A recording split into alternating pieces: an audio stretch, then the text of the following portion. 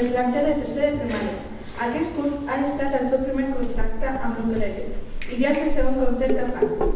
Amb els ritmes de timbals, plays, primer ens interpretaran una melodia inspirada en els músics d'indis nord-americans que porten per noms tambors de festa i després en jocs tradicionals infantils camerunès el dícole, que també ens ha servit per llegir el manifest per drets culturals. Tots els reptes per a aquest grup.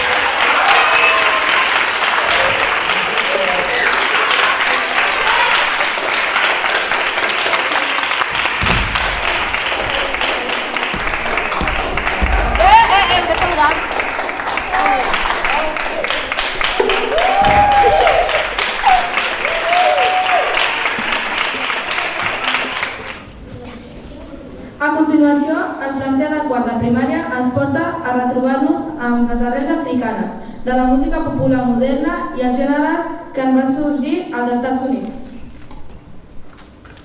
Ens interpreta un blues, el blues el dia de la pluja, on ens expliquen el seu problema a l'hora de quedar-se a casa tancats i seguidament viatgem a través del continent americà cap a Brasil, on el ritme de maculele, un patró rítmic que s'interpreta a la Capoeira. Desplegaran tota la seva força i vitalitat. Endavant amb tambors!